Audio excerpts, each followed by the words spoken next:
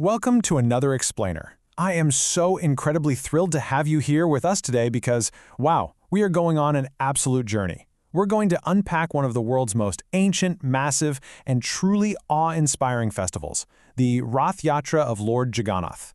Whether you are already familiar with those towering chariots of Puri, or you're just now discovering this cultural phenomenon, the sheer scale of the history and the mythology we're about to explore is absolutely going to blow your mind. Okay, let's jump right in by starting with a massive historical and visual mystery, one that has literally captivated devotees for centuries. Think about most traditional Hindu deities. They're usually intricately carved, right? Displaying human-like perfection all the way down to the fingertips. But the deities of Jagannath, Balabhadra, and Subhadra, they have these large, mesmerizing round eyes, blocky shapes, and they conspicuously lack complete hands and feet. So why is that? Section 1. The mystery of incomplete idols. Now, if you're just looking at them, these massive wooden figures might seem kind of unfinished to the uninitiated. But to actually solve this mystery, we first have to understand the concept of Daru Brahma. This is the profound belief that the supreme divine consciousness chose to manifest not in stone, not in metal, but in the form of a sacred wooden log. And the origins of this specific divine wood, they actually trace all the way back to the chaotic aftermath of the great epic, the Mahabharata. Section 2. Krishna's Unburnt Divine Heart. So, what's really fascinating here is how an ancient tragedy sets our entire story into motion. It bridges a devastating curse with a miraculous discovery. Following the catastrophic Mahabharata war, a grieving mother, Gandhari, curses Lord Krishna. She decrees that his dynasty will perish in exactly 36 years. And exactly 36 years later, a hunter named Jara mistakes Krishna's foot for a deer and fatally shoots him with an arrow. Following Krishna's passing, Arjuna performs the cremation. But then, an absolutely astonishing thing happens. Krishna's entire body turns to ashes, except for his heart. It remains vibrant, unburnt, and glowing. Arjuna places this divine heart on a wooden plank and releases it into the river. And eventually, this sacred relic floats all the way to the coast of Odisha. Section 3. The Secret of Nilmada. That unburnt heart was eventually discovered by a tribal chief named Vishwakarma, and he worshipped it secretly in a hidden cave under the name Nilmadav. But you know how it goes, secrets of this magnitude rarely stay hidden forever. Enter King Indradyumna. He's a devout ruler absolutely desperate to find this divine energy, so he sends his priest, Vijayapati, on a scouting mission. Well, Vijayapati ends up falling in love with and marrying the tribal chief's daughter, and he practically begs his new father-in-law to let him see the deity. The chief finally agrees, but with one strict condition. Vijayapati has to be completely blindfolded for the journey. And this next part just brilliantly illustrates human cleverness. Vijayapati agrees, but he secretly drops mustard seeds all along the forest path as they walk. Months later, those seeds sprout into bright yellow plants, creating a literal roadmap right back to the hidden cave for the king. But, plot twist, when the king finally arrives, Nilmadav has vanished. The king is absolutely despairing, but then he's told in a dream that the divine is going to appear as a massive, floating wooden log. They do find the wood, but it is so incredibly hard that no chisel can carve it. The tools literally just break against it. Suddenly, this old carpenter appears out of nowhere. Now, this is actually the divine architect, Lord Vishwakarma, in disguise. He agrees to carve the idols from the sacred wood, but he issues a very strict, non-negotiable ultimatum. He must work inside a locked room for exactly 21 days. If the door is opened even a second early, he will vanish, and the idols will remain forever incomplete. So, for 2 wildly suspenseful weeks, the king and queen just listen to the steady sounds of carving from behind the door. But on day 15, the sounds completely stop. Dead silence. Panic immediately sets in. Queen Gundicha, terrified that this frail old man has died of hunger in there, forces the doors open. Instantly, the carpenter vanishes. And left behind in the room are 3 magnificent, powerful, but distinctly unfinished wooden idols, without hands or feet. Now, the king is devastated. He thinks he just ruined everything. But divine reassurance comes through, explaining that this specific form was intended all along.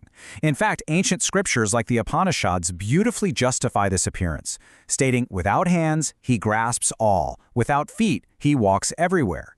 It's such a powerful reminder, isn't it? Divine consciousness, or true influence, isn't limited by physical forms. It is all-seeing and all-reaching.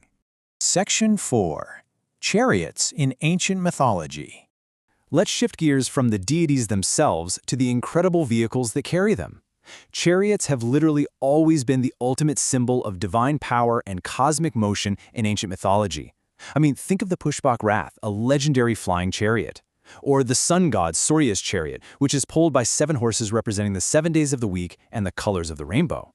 Even back in the Mahabharata, Arjuna's chariot, the Taladhwaja, had Lord Hanuman himself sitting right there on the flag to protect it. So when the Lord of the universe, Jagannath, decides to step out of his temple to mingle with his devotees, he naturally requires a chariot of unparalleled majesty. Section 5. The 3 Grand Chariots.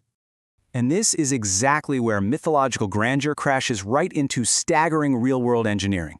Every single year, roughly 1,400 specialized workers build these 3 colossal wooden chariots from scratch. And get this, they do it relying entirely on traditional measurements handed down through generations, without using a single metal nail. First up, you have Lord Balabhadra's chariot, Taladhwaja, towering at 44 feet with 14 wheels. Next is goddess Subhadra's chariot, Darpadalan, standing at 43 feet with 12 wheels, which perfectly represent the 12 months of the year. Finally, Lord Jagannath rides the massive Nandighosa, reaching a towering 45 feet high with 16 massive wheels. And those 16 wheels, they beautifully symbolize the 16 phases of the moon. So how does this all actually play out? Well, the mechanics of the Ratha Yatra festival follow a very precise 3-step flow. Step 1. The deities leave their main temple and travel 3 miles down the Grand Road to the Gundicha Temple, which is lovingly referred to as their aunt's house. Step 2 is a relaxing 7-day vacation at this temple. And finally, Step 3 is the Balabhadra Yatra, which is the grand return journey back to their magnificent home. Actually, I have a super fascinating piece of historical trivia for you here. About 700 years ago, there weren't just 3 chariots used in the festival, there were actually 6. See, back then, a wide river called the Balagani Nala cut right across the Grand Road. So the first 3 chariots would travel to the riverbank. The idols would then have to be manually carried across the water and placed into 3 completely different waiting chariots on the other side just to finish the journey. It wasn't until a king later came along and filled in the river that the uninterrupted 3-chariot procession we see today became possible. Section 6. Bengal's Historic Wraith Festivals. Now, a devotion this powerful? It definitely couldn't be contained to Odisha alone. It took deep historic roots in Bengal, creating some of the absolute oldest Rath Yatra traditions outside of Puri. The story goes that a deeply devoted Bengali named Dhruvananda traveled all the way to Puri, but was absolutely heartbroken when he was denied the opportunity to offer food to the deity. Fasting in sorrow, he ends up having this divine dream commanding him to return to Mahesh in Bengal, where a sacred wooden log would wash ashore just for him. With the later support of the highly revered saint Sri Chaitanya, who assigned a priest to manage the worship, the Mahash Rath Yatra was officially born, over 630 years ago. And the scale of this festival in Bengal is nothing short of breathtaking. Back in the year 1885, a prominent family invested an astounding 20 lakh rupees to build a new chariot for the Mahesh festival.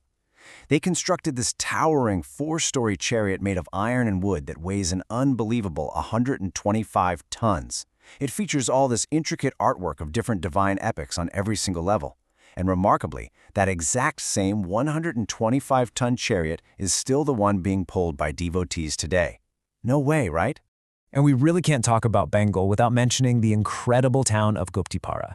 They have this completely unique, wildly joyous tradition called the Bandar Loot. So the day before the return journey, the deities are offered this massive feast.